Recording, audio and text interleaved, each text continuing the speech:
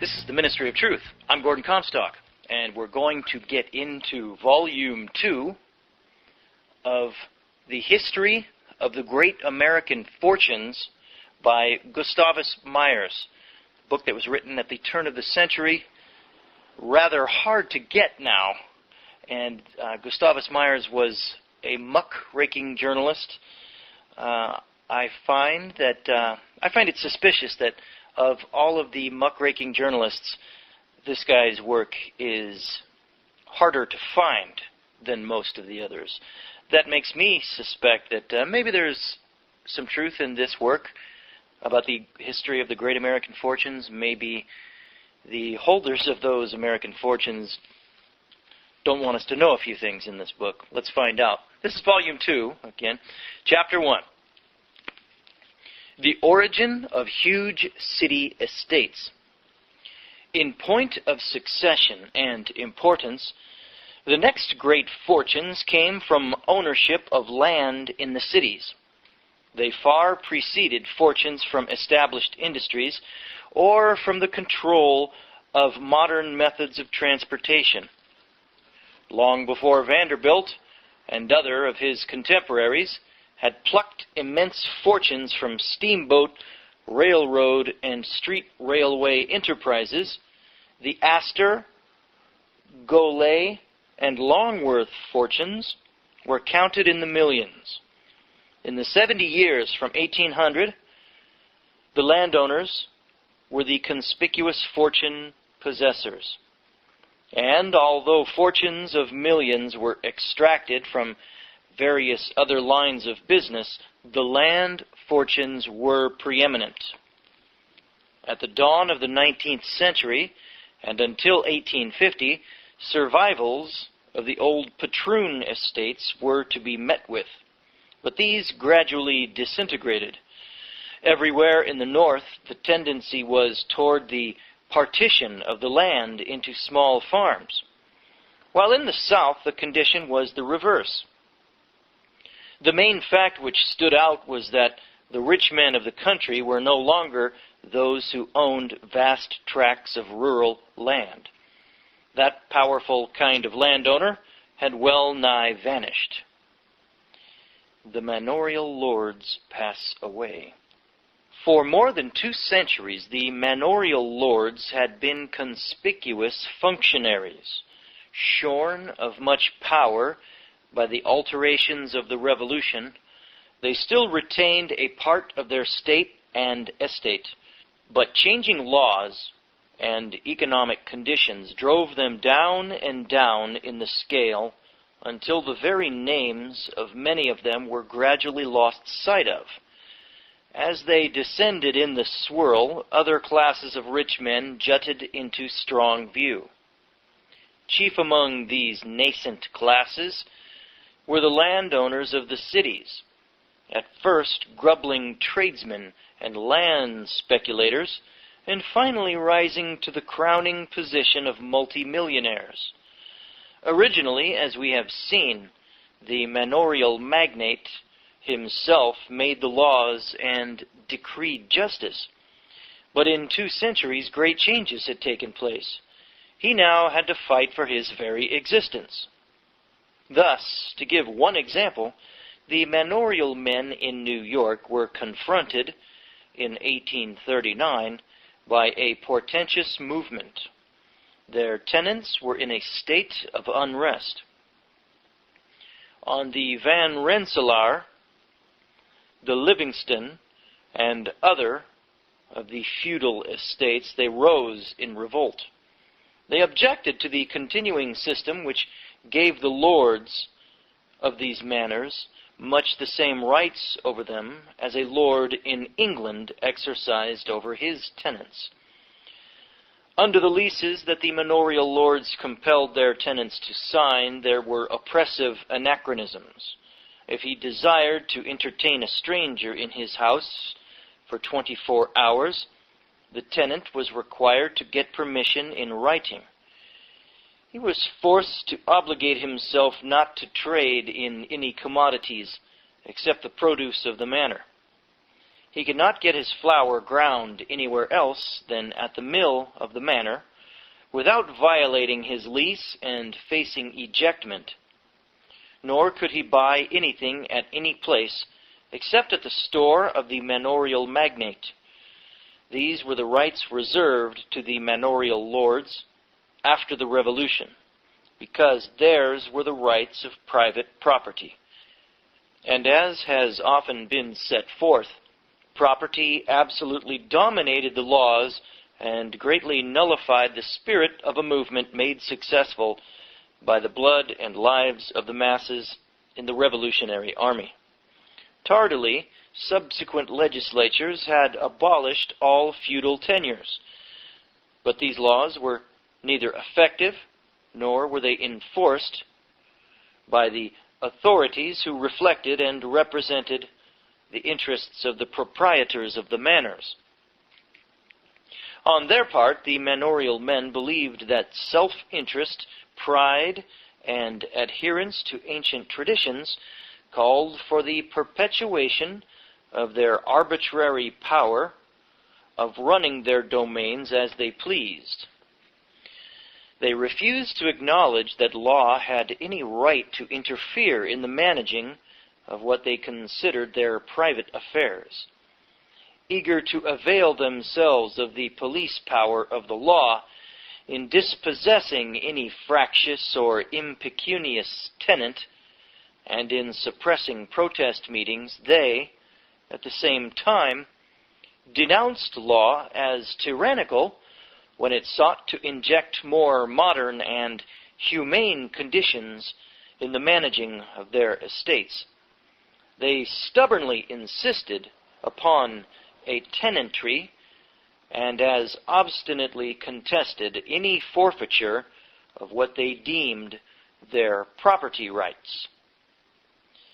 Feudal tenures abolished. A long series of reprisals and an intense agitation developed. The anti-renters mustered such sympathetic political strength and threw the whole state into such a vortex of radical discussion that the politicians of the day, fearing the effects of such a movement, practically forced the manorial magnates to compromise by selling their land in small farms, which they did at exorbitant prices. They made large profits on the strength of the very movement which they had so bitterly opposed. Affrighted at the ominous unrest of a large part of the people, and hoping to stern it, the New York Constitutional Convention in 1846 adopted a constitutional inhibition on all feudal tenures, an inhibition so drafted that no legislature could pass a law contravening it. So, in this final struggle, passed away the last vestiges of the sway of the all-powerful patroons of old. They had become archaic. It was impossible for them to survive in the face of newer conditions, for they represented a bygone economic and social era. Their power was one accruing purely from the extent of their possessions and discriminative laws. When these were wrenched from their grasp, their importance as wielders of wealth and influence ceased. They might still boast of their lineage, their aristocratic enclosure and culture, and their social altitude, but these were about the only remnants of consolation left. The time was unpropitious for the continuation of great wealth based upon rural or small-town land. Many influences conspired to make this land a variable property, while these same influences, or a part of them, fixed upon city land an enhancing and graduating permanency of value. The growth of the shipping trade built up the cities and attracted workers and population generally. The establishment of the factory system in 1790 had a twofold effect. It began to drain country sections of many of the younger generations, and it immediately enlarged the trading activities of the cities. Another and much more considerable part of the farming population in the East was constantly migrating to the south and southwest with their promising opportunities. Some country districts thinned out, others remained stationary. But whether the rural census increased or not, there were other factors which sent up or down the value of farming lands. The building of a canal would augment the value of land in one section and cause stimulation and depress conditions in another section not so favored. Even this stimulation, however, was often transient. With each fresh settlement of the West, and with the construction of each pioneer railroad, new and complex factors turned up which generally had a depreciating effect upon eastern lands. A country estate worth a large sum in one generation might very well succumb to a mortgage in the next. Notice how Gustavus Myers writes disparagingly of mortgages. This is at the turn of the 20th century, the early 1900s, folks. This is when most Americans still realized that mortgages were for fools, as the Bible dictates. In Proverbs, I can't quote it, I hope too soon, but I'm studying. The debtor is the slave to the person in debt is a slave to the person who's loaning him the money. I just got finally, I got a CD player in my car. So I bought a whole volume of King James Bible on CD, and I'm listening to that on the way to work and on the way home, because I'm tired of fumbling over not being able to memorize Scripture. I'm not the best memorizer. I'm rather poor at memorizing things, by the way. I'm more of a big picture thinker. I get the big picture, and it's hard for me to memorize specifics, but I got to overcome that. So anyway, I remember where they are. I remember roughly what they mean. I remember the books that they're in the Bible, these verses that I try to come up with. But quoting them, man.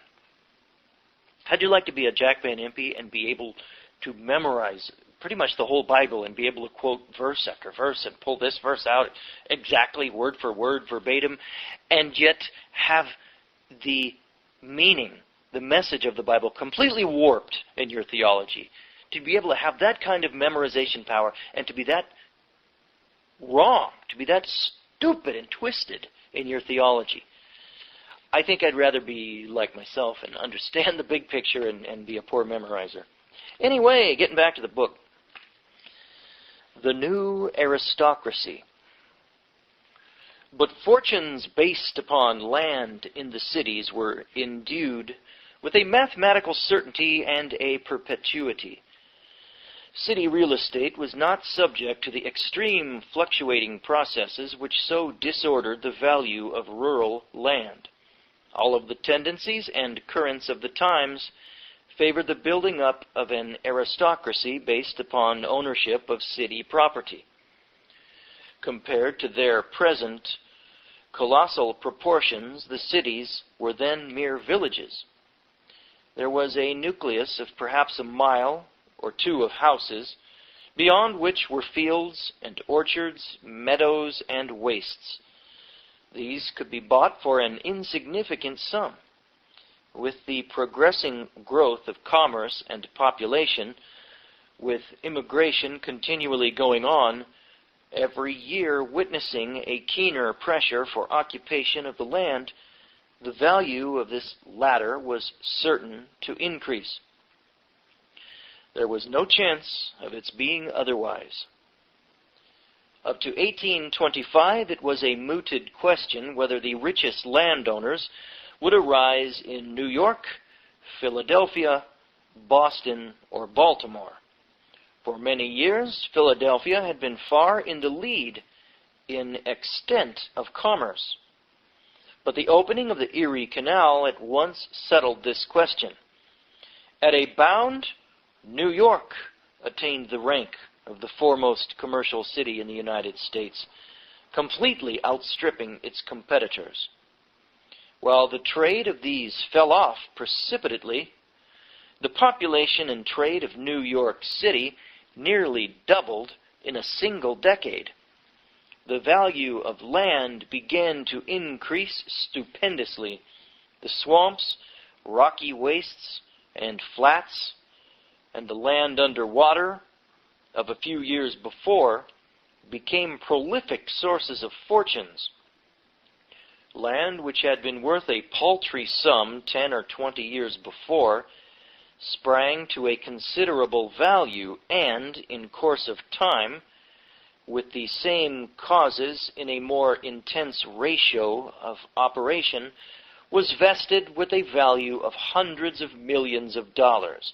This being so, it was not surprising that the richest landowners should appear first in New York City and should be able to maintain their supremacy. The wealth of the landowners soon completely eclipsed that of the shippers. Enormous as were the profits of the shipping business, they were immediate only. In the contest for wealth, it was inevitable that the shippers should fall behind. Their business was one of peculiar uncertainties. The hazards of the sea, the fluctuations and vicissitudes of trade, the severe competition of the times, exposed their traffic to many mutations. Many of the rich shipowners well understood this.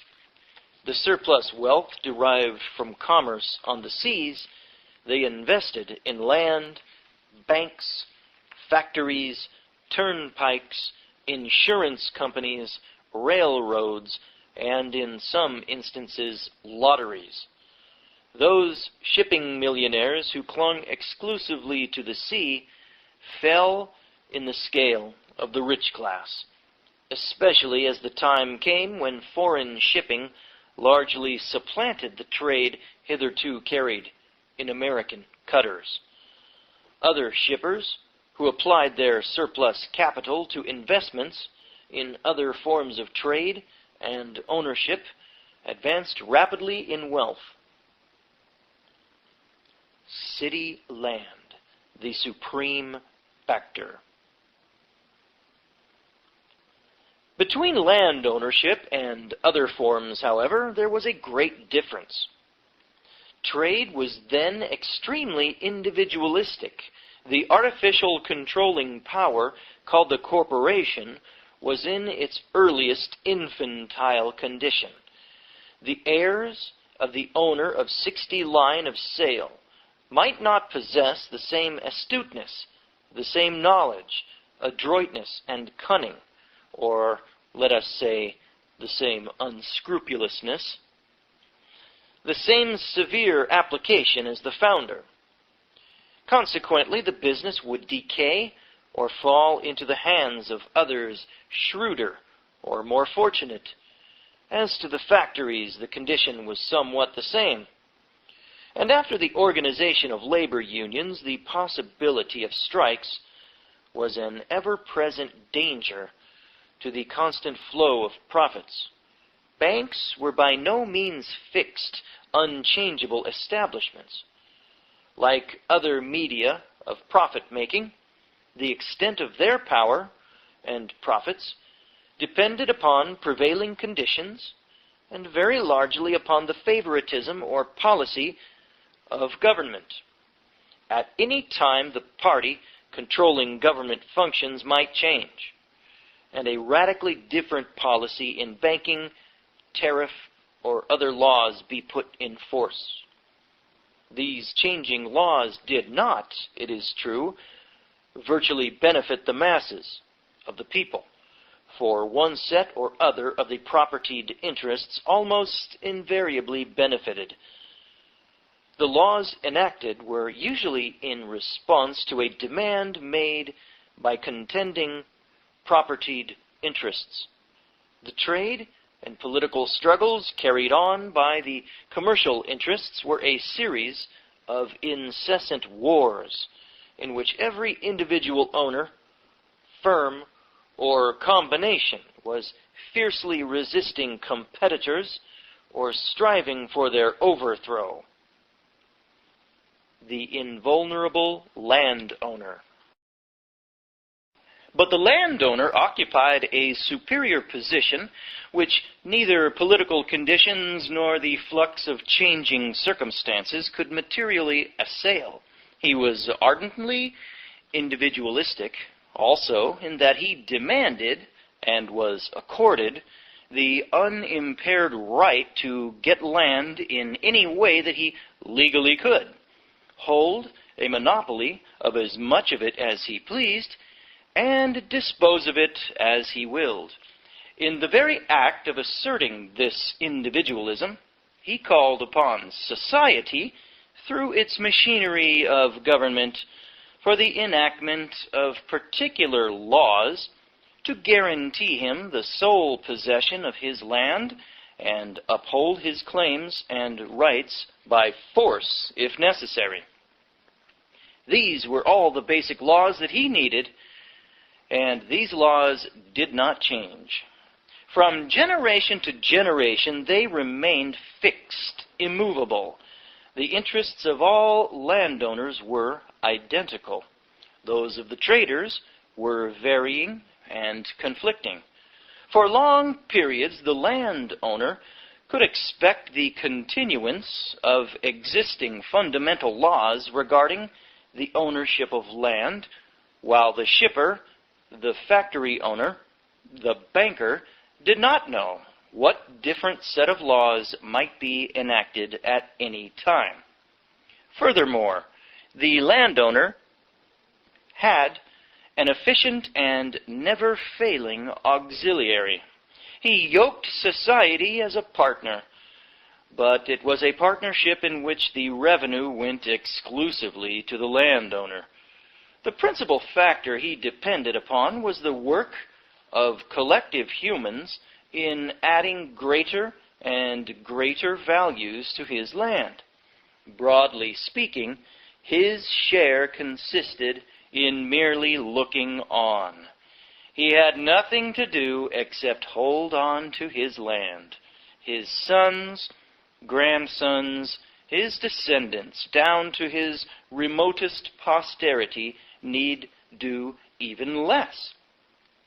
They could leisurely hold on to their inheritance, enlarge it, hire the necessary ability of superintendents, and vast and ever vaster riches would be theirs.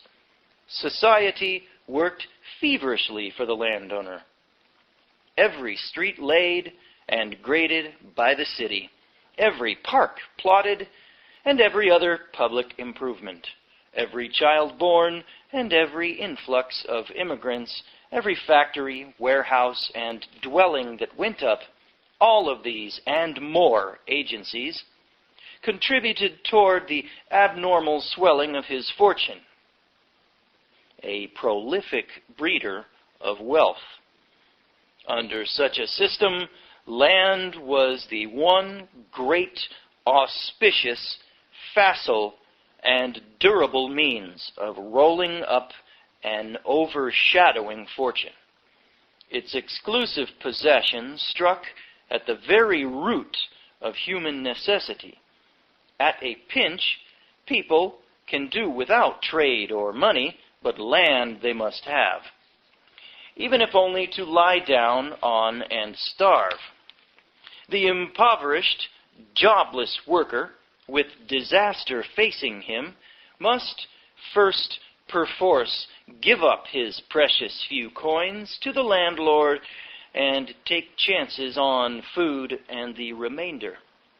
Especially is land in demand in a complicated industrial system which causes much of the population to gravitate to centers where industries and trade are concentrated and congested there. A more formidable system for the foundation and amplification of lasting fortunes has not existed. It is automatically self-perpetuating, and that it is preeminently so is seen in the fact that the large shipping fortunes of a century ago are now generally as completely forgotten as the methods then used are obsolete. But the land has remained land, and the fortunes then incubated have grown into mighty powers of great national and some of considerable international importance. It was by favor of these propitious conditions that many of the great fortunes based upon land were founded. According to the successive census returns of the United States, by far the greater part of the wealth of the country, as regards real estate, was and is concentrated in the North Atlantic Division and the North Central Division, the one taking in such cities as New York, Philadelphia, and Boston, the other Chicago, Cincinnati, and other cities. It is in the large cities that the great land fortunes are to be found. The greatest of these fortunes are the Astor, Gaulet, and Rhinelander estates in the east, and in the west, the Longworth and Field estates are notable examples. To deal with all the conspicuous fortunes based upon land would necessitate an interminable narrative.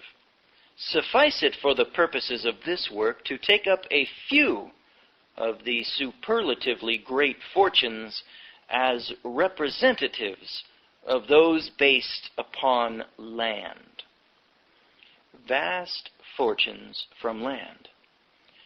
The foremost of all American fortunes derided from land is the Astor fortune. Its present bulk, embracing all the collateral family branches, is estimated by some authorities at about $300 million. Wow, this is in 1906 money, or 1900 money, somewhere around there. This, it is generally believed, is an underestimate.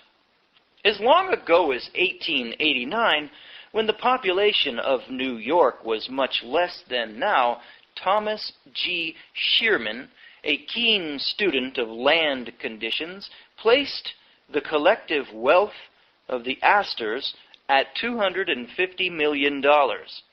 The stupendous magnitude of this fortune alone may at once be seen in its relation to the condition of the masses of the people. An analysis of the United States Census of 1900, compiled by Lucien Sanial, shows that while the total wealth of the country was estimated at about $95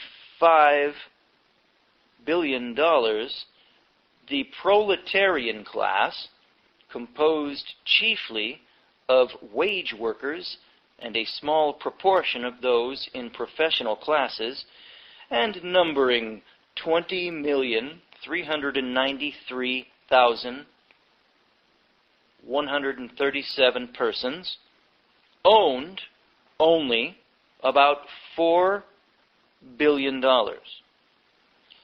It is by such a contrast, bringing out how one family alone, the Astors, own more than many millions of workers, that we begin to get an idea of the overreaching, colossal power of a single fortune.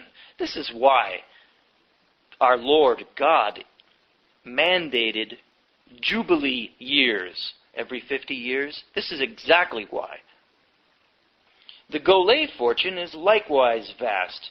It is variously estimated at from $200 million to $225 million, although what its exact proportions are is a matter of some obscurity.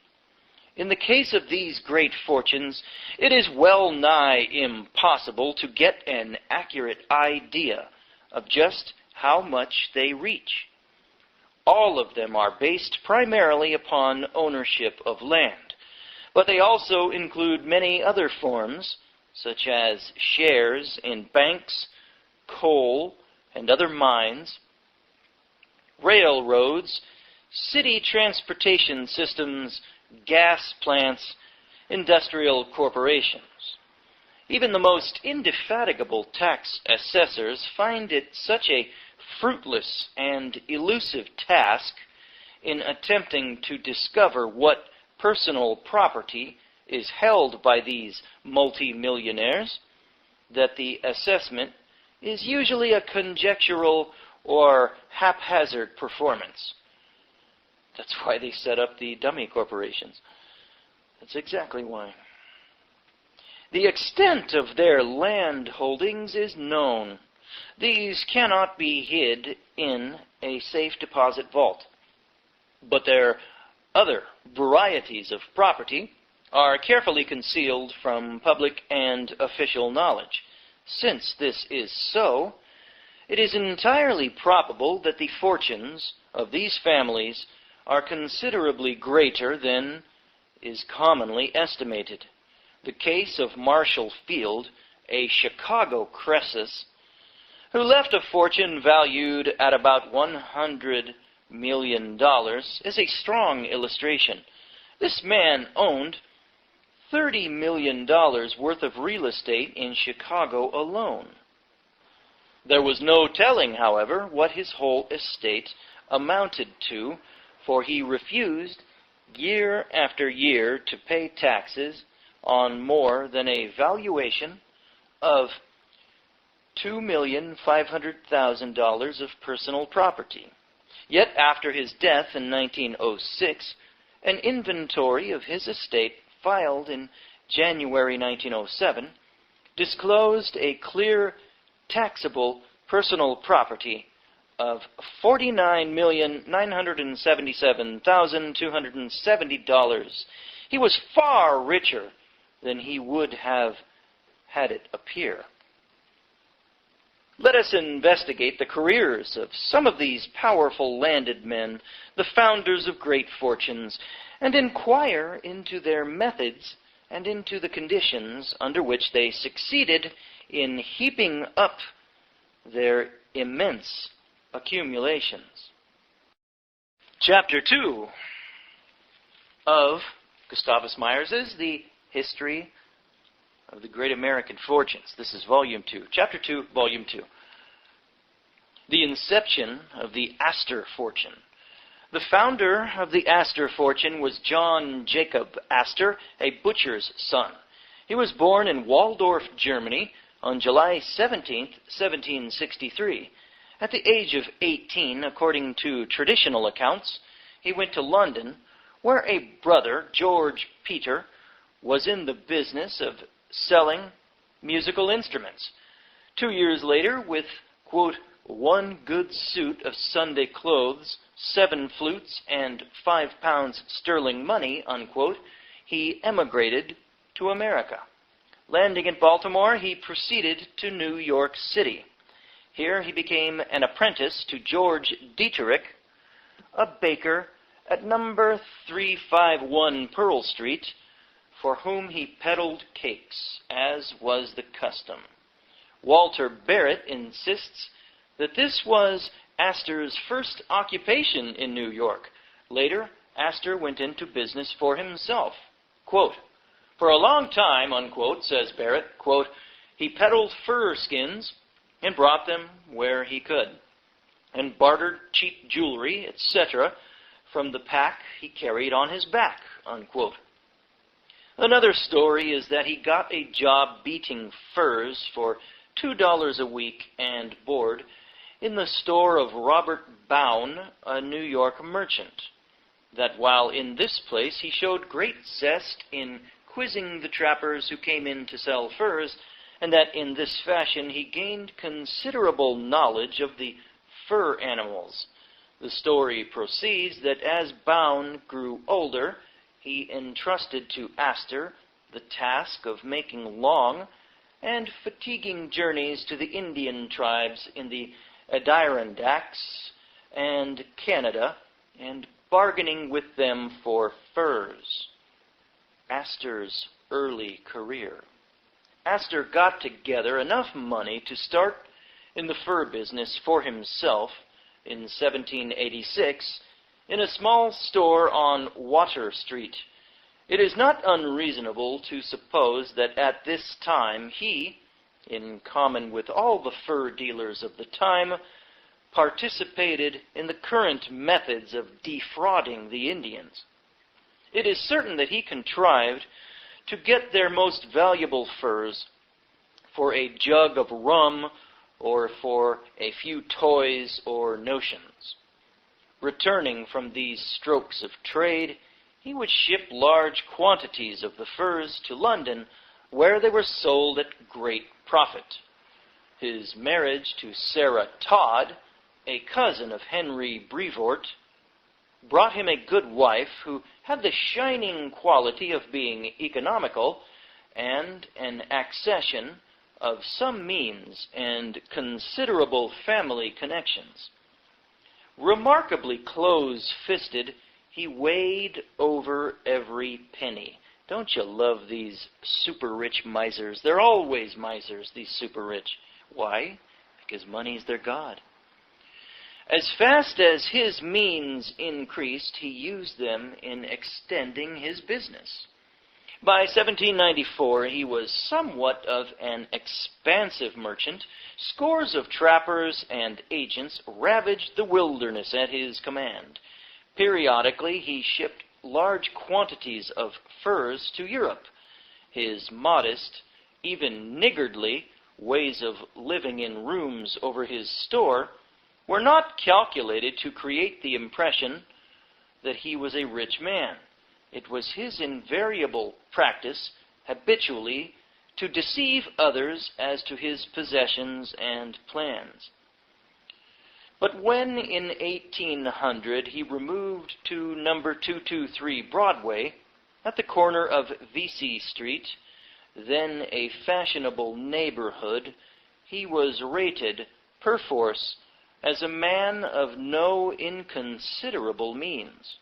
He was, in fact, as nearly as can be gathered, worth at this time $250,000, a monumental fortune at a period when a man who had $50,000 was thought rich, when a good house could be rented for $350 a year, and when $750 or $800 would fully defray the annual expenses of the average well-living family. The great profits from the fur trade naturally led Astor into the business of being his own ship-owner and shipper, for he was a highly efficient organizer and well understood the needlessness of middlemen. A beaver skin bought for $1 from the Indian or white trappers in western New York could be sold in London for $6.25. On all other furs there were the same large profits, but in addition to these, Astor saw that his profits could be still further increased by investing the money that he received from the sale of his furs in England in English goods and importing them to the United States. By this process, the profit from a single beaver skin could be made to reach $10.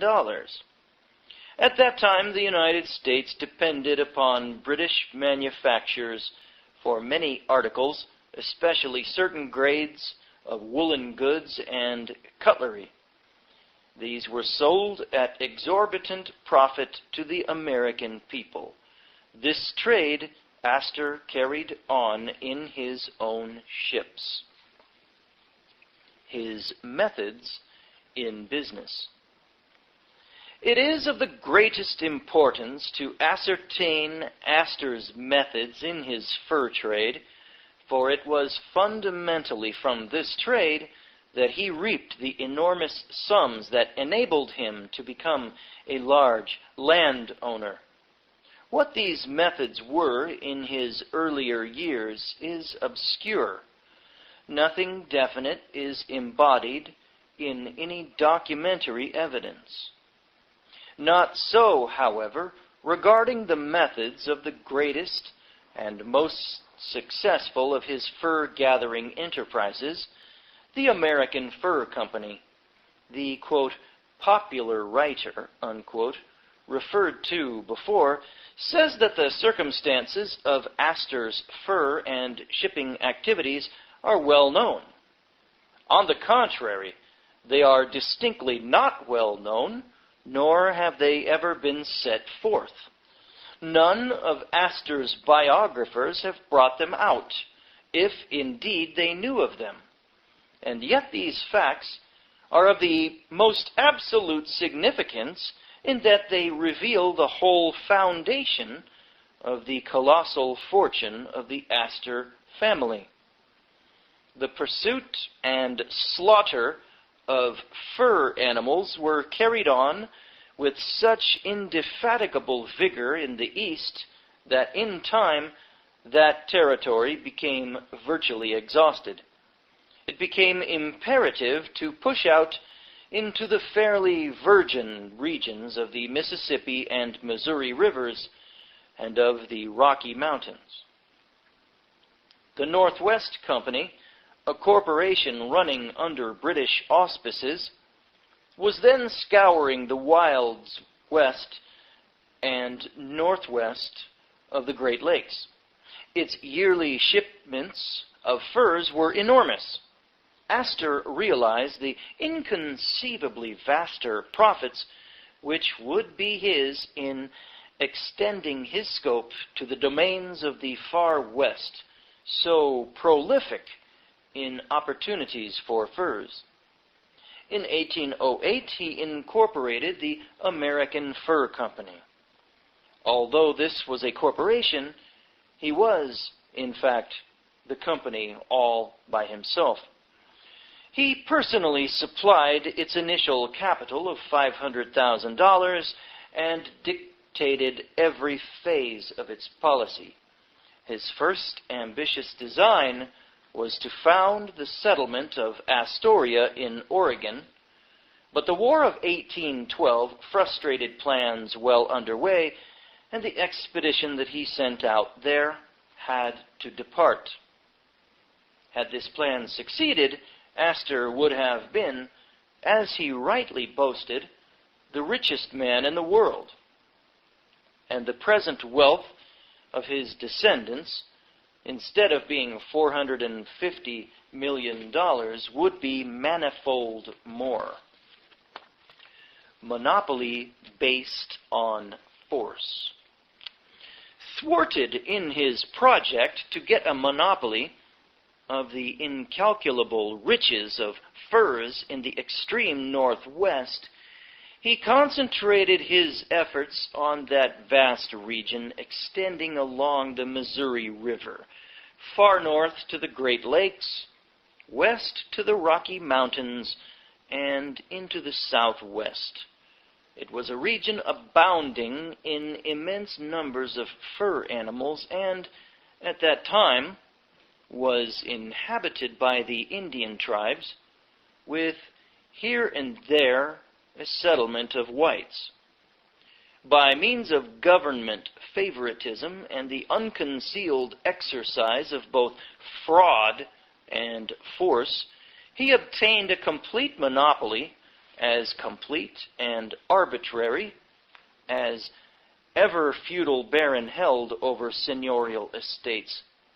Nominally, the United States government ruled this great sweep of territory, and made the laws and professed to execute them. In reality, Astor's company was a law unto itself. Sounds like the Dutch East India Company. That it employed both force and fraud and entirely ignored all laws enacted by Congress is as clear as daylight from the government reports of that period. The American Fur Company maintained 3 principal posts or depots of receiving and distribution, one at St. Louis, one at Detroit, the third at Mackinac, in response to an order from Lewis Cass, Secretary of War, to send in complete reports of the fur trade. Joshua Pilcher reported from St. Louis, December 1st, 1831, quote, "About this time, 1823, the American Fur Company had turned their attention to the Missouri trade, and, as might have been expected, soon put an end to all opposition.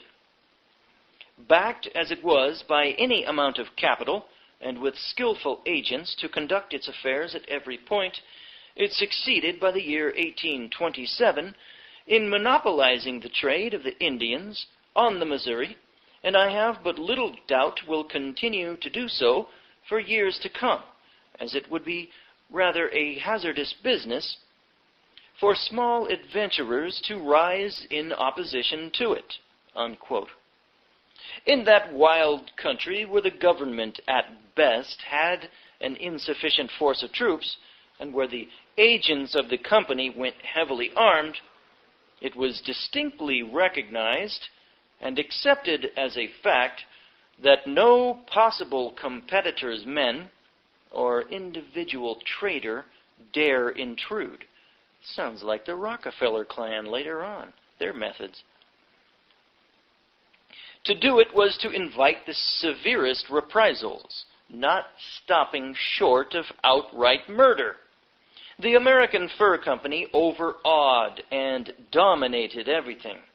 It defied the government's representatives and acknowledged no authority superior to itself, and no law other than what its own interests demanded. The exploitation that ensued was one of the most deliberate, cruel, and appalling that has ever taken place in this country. The debauching of Indians. If there was any one serious crime at that time, it was the supplying of the Indians with whiskey. The government fully recognized the baneful effects of debauching the Indians and enacted strict laws with harsh penalties. Astor's company brazenly violated this law, as well as all other laws conflicting with its profit interests. It smuggled in prodigious quantities of rum.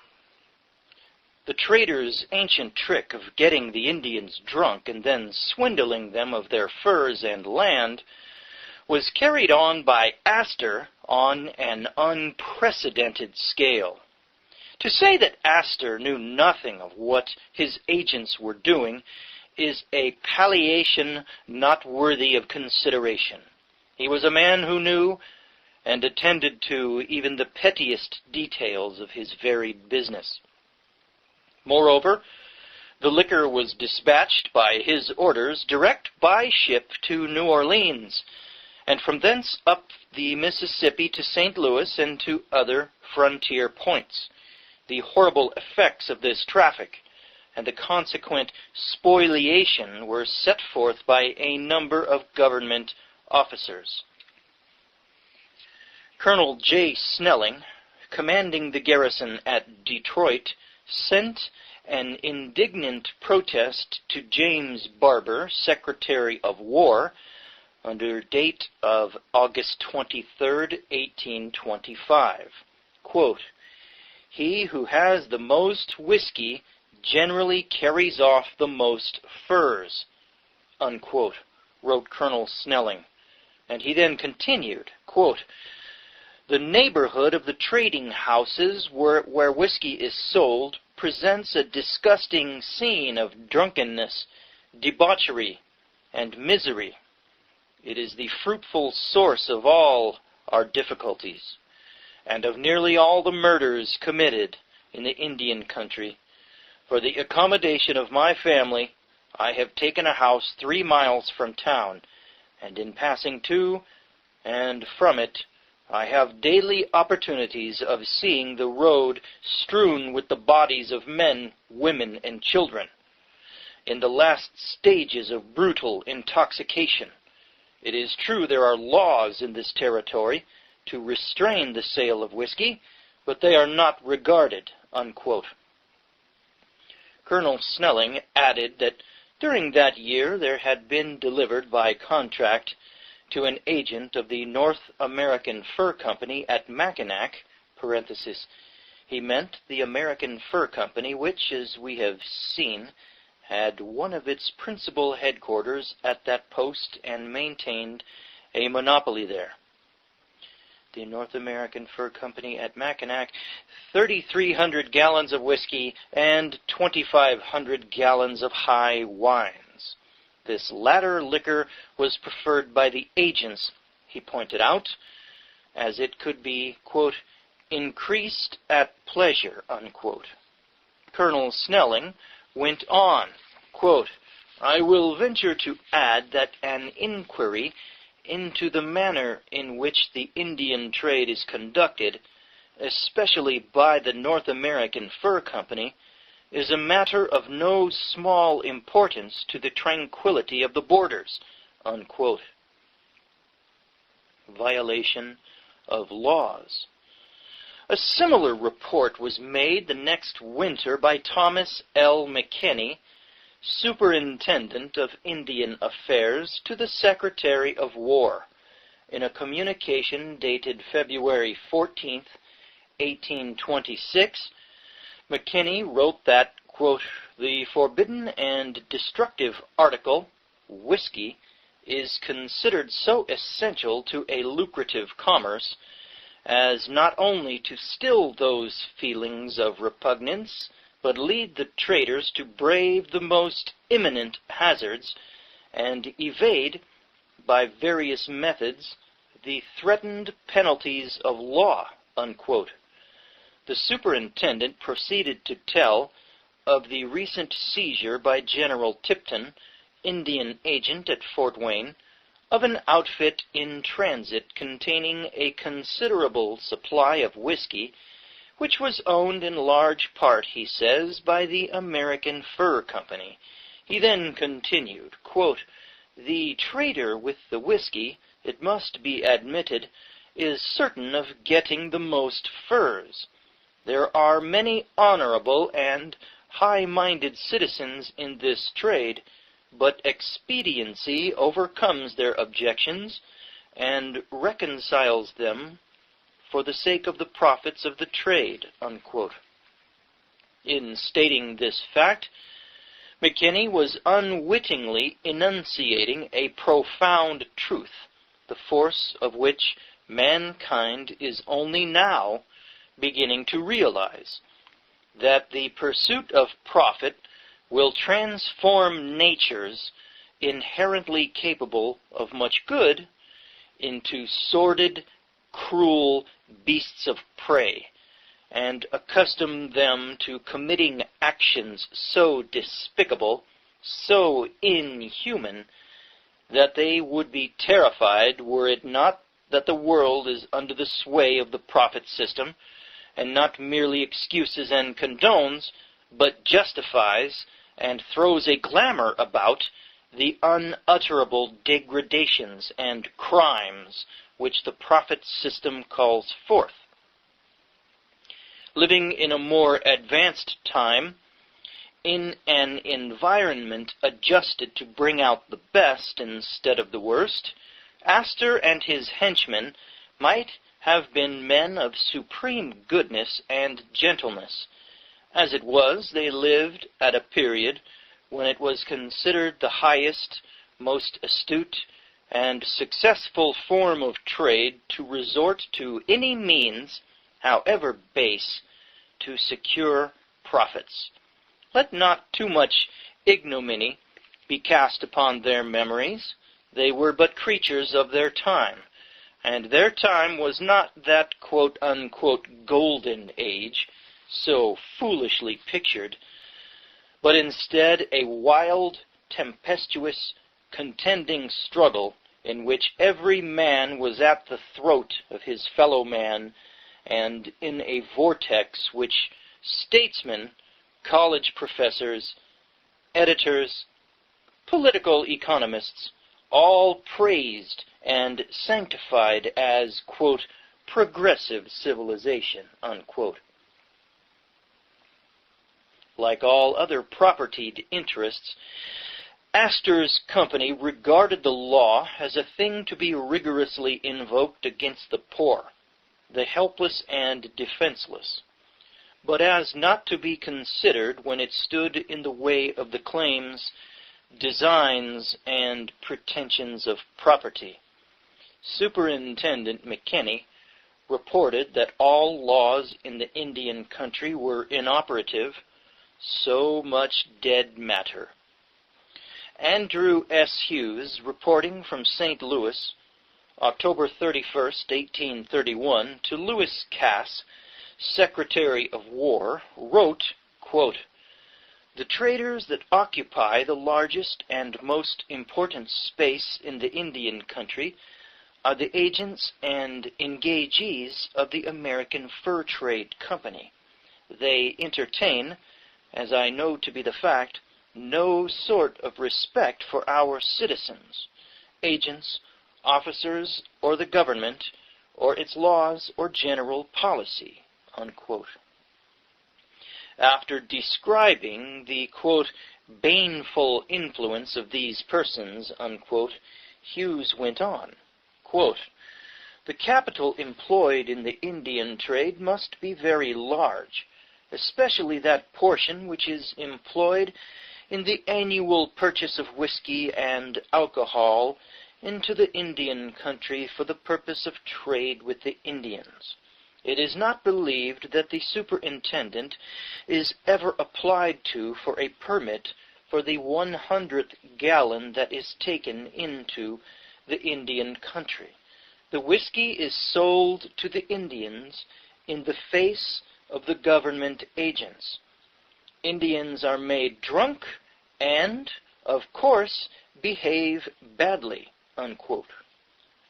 Profit and its results.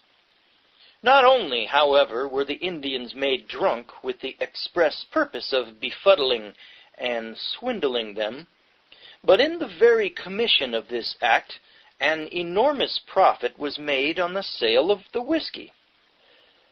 Those who may be inclined to recoil with horror at the historic contemplation of this atrocity will do well to remember that this was simply one manifestation of the ethics of the trading class, the same class which formed and ruled government, made and interpreted laws, and constituted the leading, superior, and exclusive groups of high society.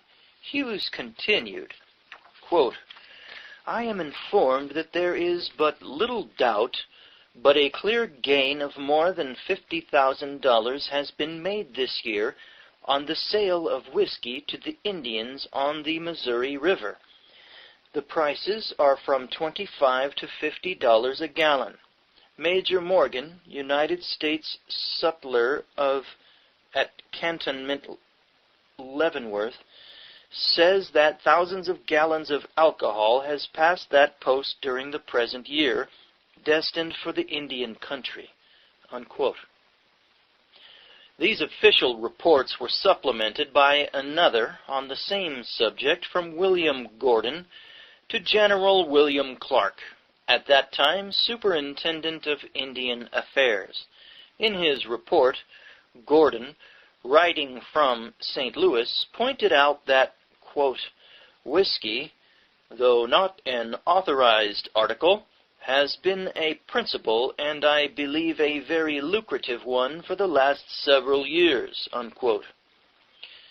What a climax of trading methods. First, to debauch the Indians systematically in order to swindle them, and then to make a large revenue on the rum that enabled the company to do it. Undoubtedly, it was by these means that Astor became possessed of large tracts of land in Wisconsin and elsewhere in the West.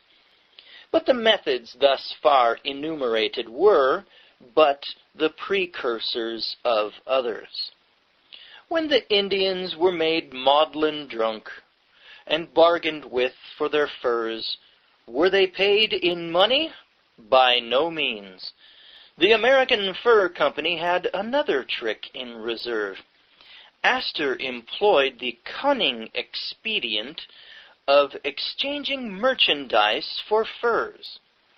Large quantities of goods, especially woolens, made by underpaid adult and child labor in England and America, and representing the sweat and suffering of the labor of the workers, were regularly shipped by him to the West. For these goods the Indians were charged 1/2 again or more what each article cost, after paying all expenses of transportation. Reporting from St. Louis, October 24, 1831, in a communication to the Secretary of War, Thomas Forsyth gave a description of this phase of the American Fur Company's dealings. He said, quote, "In the autumn of every year, when the hunting season began, the trader carefully avoids giving credit to the Indians on many costly articles, such as silver works, wampum, scarlet cloth, fine brindles, etc., etc., as also a few woolens, such as blankets, strouds, etc., unless it be to an Indian whom he knows will pay all his debts. In that case he will allow the Indian on credit everything he wishes. Traders always prefer giving credit on gunpowder, flints, lead, knives, tomahawks, hoes, domestic cottons, etc., which they do at the rate of 300 or 400%, and if 1/4 of the price of these articles be paid, he is amply remunerated." Unquote. Nor were these the final injustices and infamies heaped upon the untutored aborigines.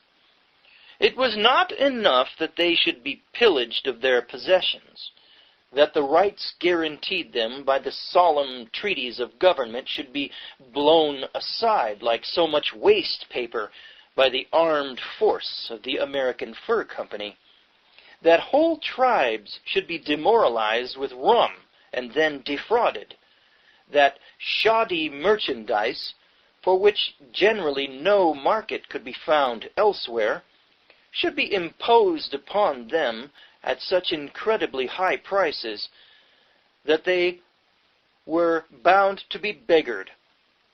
These methods were not enough. Never were human beings so frightfully exploited as these ignorant, unsophisticated savages of the West. Through the long winters they roamed the forests and the prairies and assiduously hunted for furs, which eventually were to clothe and adorn the aristocracy of America, Europe, and Asia. When in the spring they came with their spoil, they were, with masterly cunning, artfully made intoxicated and then robbed. Not merely robbed in being charged ruinous prices for merchandise, but robbed additionally in the weight of their furs. Forsyth relates that for every $1 in merchandise that the Astor Company exchanged for furs, the company received $1.25 or $1.50 in fur values, undoubtedly by the trader's low trick of short weighing. Wow! And what does the Old Testament, God's law, require? Just weights and measures. Wow. So Astor was using unjust weights and measures. He was a cheater. And a lot of other base, immoral things. A long record of violence.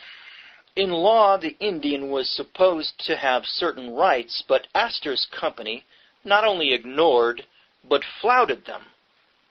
Now, when the Indians complained, what happened? Did the government protect them? The government, and especially the courts, were quick and generous in affording the greatest protection and the widest latitude to Astor's company. But when the Indians resented the robberies and injustices to which they were subjected beyond bearing, they were murdered. They were murdered wantonly and in cold blood. And then urgent alarmist representations would be sent to Washington that the Indians were in a rebellious state, whereupon troops would be punitively hurried forth to put them down in slaughter. In turn, goaded by an intense spirit of revenge, the Indians would resort to primitive force and waylay, rob and murder the white agents and traders. See, this never happened with the Pilgrims and the Moravians, the two of the Christian sects that came to the New World early on. They established relationships with the Indians such that many were being converted. And of course, that's where we get Thanksgiving today. And then the scumbags, the derelicts, the evil and often Masonic crowd comes in and begins wiping out these people that otherwise might be converted for Christ. What a sorry... This, again, folks, is why I read this stuff. I read secular history so that you, dear listener, can be more easily reminded, can be more easily put in the habit of ceasing to trust in your human institutions. All of secular history is a march of folly, as Barbara Tuchman called it. It is a march of evil, of wanton acts of cruelty and selfishness, and name your other vice. Only in Jesus Christ will this world ever be fixed. Don't you forget it. Back to the book. From 1815 to 1831, more than 150 traders were robbed and killed by Indians. Many of these were Astor's men. But how many Indians were killed by the whites has never been known, nor, apparently, was there any solicitude as to whether the number was great or small. What did Astor pay his men for engaging in this degrading and dangerous business? Is it not a terrifying commentary on the lengths to which men are forced to go in quest of a livelihood, and the benumbing effects on their sensibilities, that Astor should find a host of men ready to seduce the Indians into a state of drunkenness, cheat and rob them, and all this only to get robbed and perhaps murdered in turn? I ask myself the same question. Why is it so easy for the Rockefellers to find candidates to have a seat in the Council on Foreign Relations? Why are there that many evil people in the world, that they're so easy to find? Why are there so many of every? Name your vice, and it's so easy to find willing volunteers to commit it.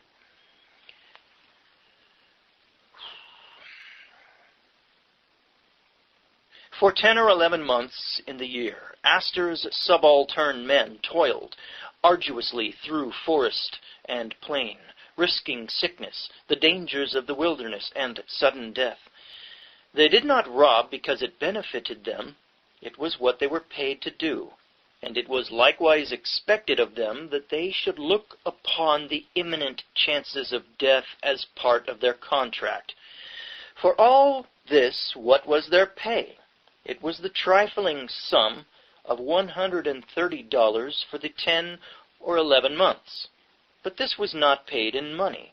The poor wretches who gave up their labor and often their health and lives for Astor were themselves robbed, or their heirs if they had any. Payment was nearly always made in merchandise, which was sold at exorbitant prices. Everything that they needed, they had to buy at Astor's stores. Boy, that's an old trick. By the time, read The Grapes of Wrath, by the time that they had bought a year's supplies, they not only had nothing coming to them, but they were often actually in debt to Astor. That's what you get for working with a shark. But Astor, how did he fare? His profits from the fur trade of the West were truly stupendous for that period.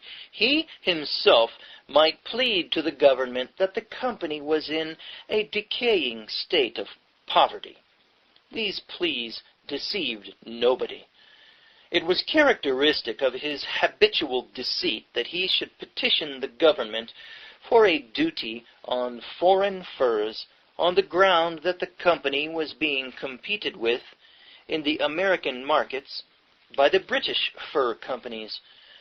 At this very time, Astor held a virtual monopoly of fur trading in the United States. One need not be surprised at the grounds of such a plea. Throughout the whole history of the trading class, this pathetic and absurdly false plea of poverty has incessantly been used by this class, and used successfully, to get further concessions and privileges from a government which reflected and represented its interests.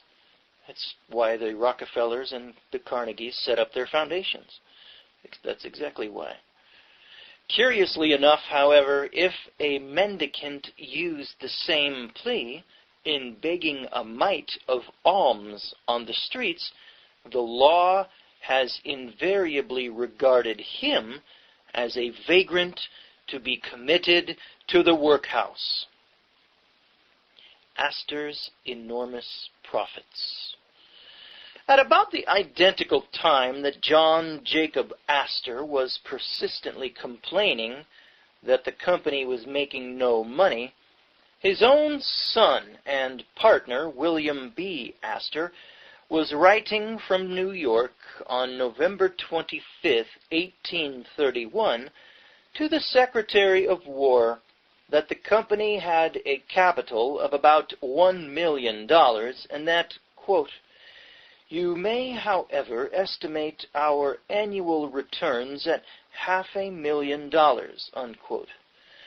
Not less than $500,000 annual revenues on a capital of $1 million. These were inconceivably large returns for the time. Thomas J. Dougherty, Indian agent at Camp Leavenworth, estimated that from 1815 to 1830, the fur trade on the Missouri and its waters had yielded returns amounting to $3,330,000, with a clear profit of $1,650,000. This was unquestionably a considerable underestimate. It is hardly necessary to say that Astor, as the responsible head and beneficiary of the American Fur Company, was never prosecuted for the numerous violations of both penal and civil laws invariably committed by his direction and for his benefit.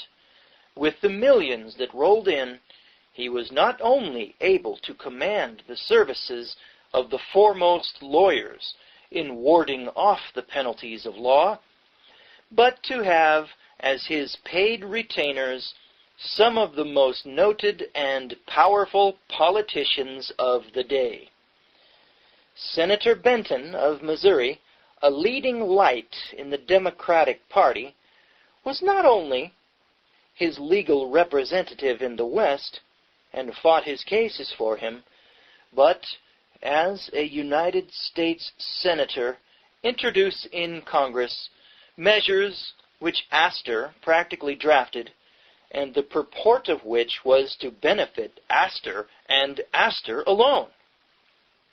Thus was witnessed a notorious violator of the law invoking aid of the law to enrich himself still further, a condition which need not arouse exceptional criticism, since the whole trading class in general did precisely the same thing.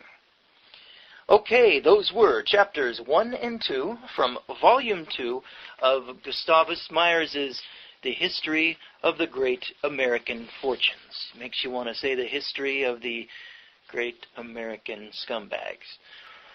Again, why do I read secular history? In trying to put forth the message of Jesus Christ. I do so to show you how hopeless secular human history is without fail.